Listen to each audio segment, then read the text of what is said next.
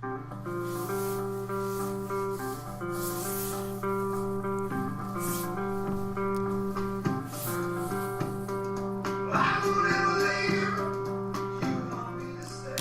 of my favorite songs in introducing this gentleman, Three Dog Night Liar, and it's so appropriate with all the wonderful things that we see going on in politics, particularly local politics. And I am pleased once again to have this gentleman, Professor Bob Swick. Bob is an economist. Bob is a university professor. Bob is an ardent watchdog of the fiscal morass that pervades the state of Connecticut. And I've got a laundry list here, kind of like Sonny Liston's police record, as long as you're armed to talk over with him. But I'm so pleased to have him. Bob, how are you today? I'm good. Thank you for having me on. As always. You begin where you want to begin, and I don't know where to start. Yeah, we need about 20 days to talk about everything. Yeah, let alone 20 minutes. The first thing I want to touch upon, the election on Tuesday, several observations on my part. Obviously, it was a local election here in Connecticut. It was a national election in two states, Virginia and New Jersey. The media was besides itself saying that New Jersey and Virginia voted in Democrat governors. I'll point out immediately that both states are highly Democratic states. I really didn't see anything unusual about New Jersey going back to a Democratic governor, because Chris Christie, a rhino Republican governor of New Jersey, did a horrific job in running the state. He really didn't do much of anything, and the Bridgegate crisis that he helped to create, I think, just did in the Republican Party of New Jersey. Virginia is turning more and more liberal, in my opinion. There's pockets of conservatism in the state. However, I believe it will remain a Democratic state for a long period of time. I don't think anything really was a measure of President Trump's theories and actions in those two states. Switching immediately back to Connecticut here, the media is beside itself because it was supposedly a Republican slaughter for the night. I didn't really see it that way. I saw some very poor Republican campaigns in the state. One town I'm going to focus on is Groton, which has traditionally been a Republican town, went Democrat for the first time in many years. Groton had charter revision commission and a board created there. And a lot of what I read about the charter revision in Groton basically took a lot of power away from taxpayers and put it into elected officials' hands, which is pretty much the opposite of what we saw here in Wallingford. I'm going to use a qualifier because I was on the Charter Revision Commission here in Wallingford, and we basically just improved the language of the charter, which is the legal document of the town of Wallingford, and we changed a couple very, very minor parts of the charter. It passed here in Wallingford with no problem. Unfortunately, Groton, the Republicans running there, ran a very poor campaign and didn't do a good job on charter revision. Therefore, they were voted out of office. In Derby elected its first Republican mayor in many, many years. And in New London, believe it or not, a Republican actually won a seat on the town council. And that's the first time, I think, in over 20 some odd years, a Republican actually got a seat on the council there. So that to me was a major victory. But overall, 13 towns switched from Republican to Democrat. You can interpret it any way you want. I believe all politics are local. I think the reasons why they were voted out of office is A, more Democrats got out to vote than Republicans, and B, there were issues in several of those towns which cost Republicans their seats. And I do not think it was a denouncement of President Trump, shape or form, contrary to what the media is leading us to believe. Well, you know, in my town, Pomfret is one of those towns. We had a Republican first selectman who, if I were to say he was a bust, I would probably be giving him a compliment. And the lady that was running in his place got resoundingly beaten. You know, very unfair to her as such, but I think you're right. I just think there was more Democrats than Republicans. Right. And I also believe, too, we have in Connecticut a very liberal to moderate Republican Party that has very, very few conservatives in it. I will classify myself as very much a conservative libertarian who does exist in the Republican Party in the state of Connecticut. I don't like what I see on the state level in any way, shape, or form. On a local level here in Wallingford, I know I can speak of Wallingford because I'm active locally here.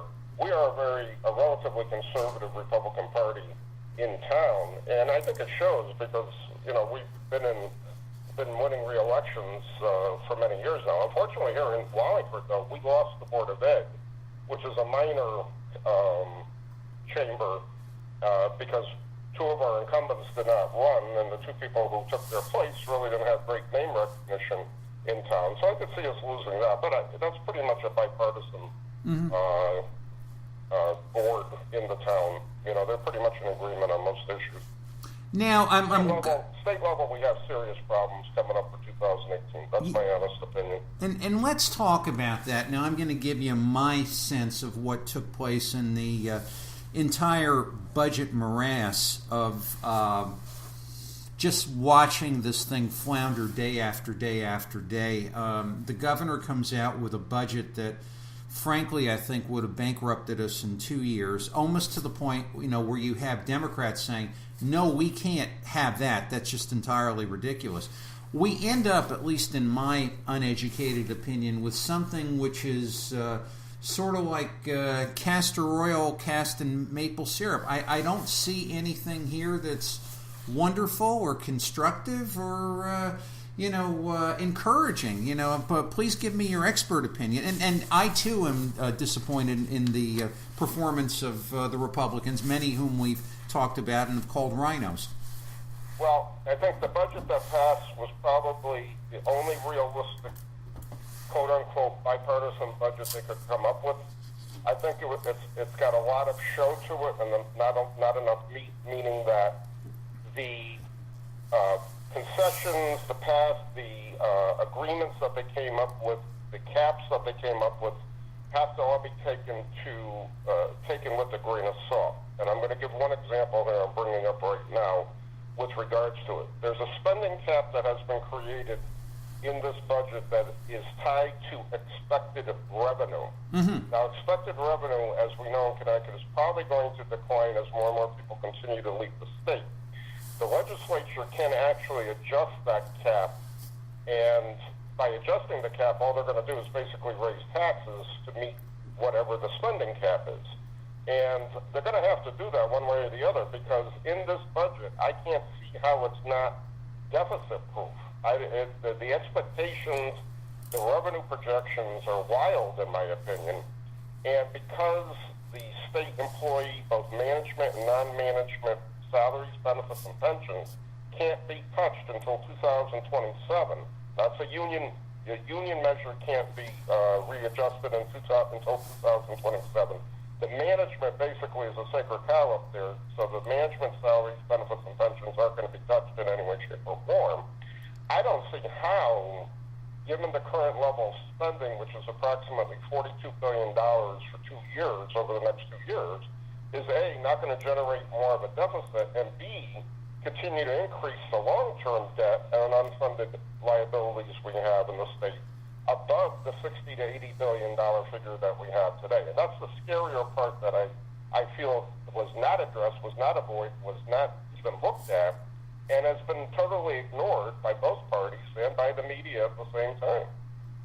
Yeah, no, that's for certain. And I mean, the level of analysis you see in the mainstream media, with actually giving this budget a good hard look is non-existent for the most part, and largely that's due to the fact that the mainstream media has taken money from the state of Connecticut, which of course violates a principle of journalism, but what the heck do I know? Well, I think, again, because it's not addressed and because, it was almost like the great awakening of this budget that we're supposed to be jumping up and down on how great it was. I just don't see anything in the future, unless drastic steps are actually taken, that's going to differ from any of these types of budget deficits. And I would really like to hear from any gubernatorial candidate that they are coming up with some sort of plan to actually address the spending crisis that we have in the state in comparison to the revenue crisis that we have in the state, and what is actually going to be done to bring back Connecticut's economy, to try to bring in more business and industry to come back here. I don't see anything on the horizon. You know, we have these pipe dreams of the Amazon warehouse or headquarters coming to Connecticut, which I cannot see in any way, shape, or form why they would even want to even consider it. And again, you know, if the media is going to be in lockstep with the Democratic Party in the state, they really need to examine what the budget actually means to people, common taxpayers, you and I, and why it's so bad for the state. And again, you know, Governor Malloy's original budget, which I agree with you, was utterly ridiculous. He basically said, okay, it's up to you guys. You figure it out. I'm done with it. I'll see you later. Now, out of all the gubernatorial candidates, you know, you hear rumors of people running here and there. You had said something out earlier about Nancy Wyman running, which frankly had me ducking under the table. You know, when she was controller, the word "moving target" never had a greater definition. But do any of them seem to have any sort of perspective on this long-term debt crisis? I hate to say it, I really don't see it. On the Democrat side, the candidates scare me, to say the least. There's a couple outsiders running for the gubernatorial. They have a couple outsiders running. I'm hearing the inside track is going to go to Nancy Wyman if she wants to run. She can have the nomination. It would be the safest candidate they could run, because pretty much she could, you know, again, reunite the party, the factions of the party, the exceptional liberal side of the party with the exceptional, you know, quasi-moderate side of the party. She would also have the best name recognition of anybody. But at the same time, she's going to be Malloy too, meaning that her policies are basically the same as Governor Malloy. She really oversaw the greatest downward trend of our economy in our state's history. But again, you know, politics is unusual. And again, if you could suffice the big donors of the Democratic Party that she's the safest candidate, fine. They'll give her the nomination.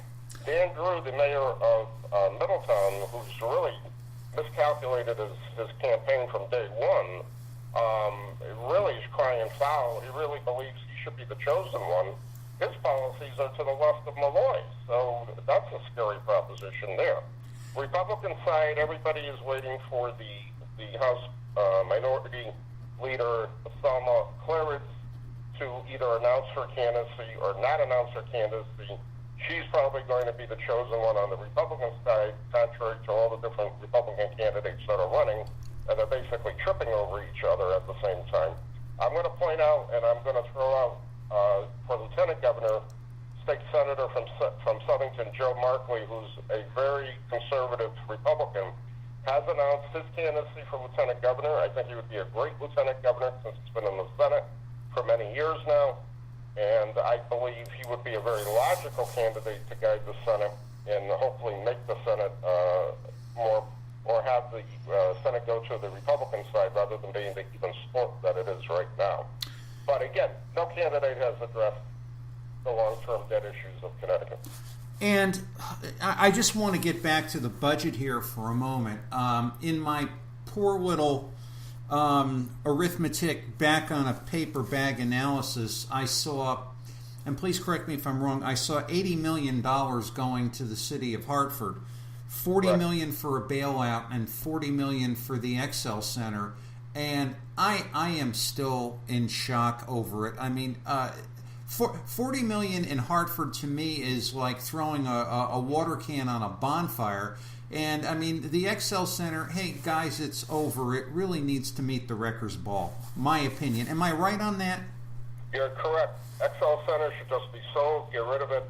$40 million is not going to make a dent into the center to improve it, to attract more events or teams or whatever the case is concerned. And all the $40 million for the city of Hartford is political payback, in my opinion. They're broke. They're going to go. Eventually, they're going to go bankrupt one way or the other. They just cannot continue to run what they're running on the money that they have. I looked at a couple of their educational salary budgets, which are just phenomenal to see how many different levels of bureaucracy they have in Hartford for their educational, which again is all being funded by taxpayers' money, both the people remaining in Hartford and you and I, Connecticut taxpayers. So the $40 million to me is a political payback. They have to show something. They have to do something, so that was what they got. They're going to set up the financial advisory board in Hartford, which is going to be, the cure-all for everything. And they're going to have still the same problems. A year from now, I can guarantee you we're going to be talking about the problems of Hartford's impending bankruptcy. Nothing has changed. They really need to go bankrupt so they can renegotiate all the different salaries, pensions, and benefit programs they have in the city. That's the only way they're going to address their long-term issues there. Yeah, like Detroit did. In our closing minutes together, you've been very involved in the Let's Take Back Connecticut 2018 endeavor. What has to happen here for this thing to finally turn around? People are listening and saying, well, that's great. That's a lot of, the problem. What, in fact, is the solution? Well, the solution is Connecticut has to have a more moderate, conservative Republican governor get elected, number one. They have to take back the House and the Senate. The Senate, they basically tied this past election. They really need to take at least 2 more seats and hold their seats, take back the Senate. The House, I believe they need to take at least 8 seats or more to gain the majority there. Then and only then there's going to be a better chance for Connecticut's future, that there's going to be some more common sense, hopefully, in the legislation and in the budgets that are going to come up for the future. It's a difficult road because, unfortunately, Connecticut is an ironclad Democratic state. Liberalism rules the state. But at the same time, I think a lot of moderate Democrats and a lot of moderate independents are saying, what the heck is going on in Hartford? This makes no sense whatsoever. It's really time to do something different and time to make a change. And I think that's the whole key. Well, and one for the future. And one of the things I'm seeing now in the tax bills that are being circulated in the United States Congress is there's not a favorable provision. Maybe I think the House is a little better than the Senate with respect to property tax write-offs and deductions. And personally, I think they need to give that some work. But all of that said, if our tax base keeps getting more deficient, where the property taxes keep going up, no houses will sell, and it's going to be such if we think we have challenges now, forget about it. And I mean, really, I'm just praying for this light to go on locally. Well, I think the problem with our property taxes are, as the state loses more and more money, they're going to shift more and more of the funding obligations onto cities and towns. Exactly. Which is just going to raise their property taxes. Exactly. And it's never going to change. That's the problem.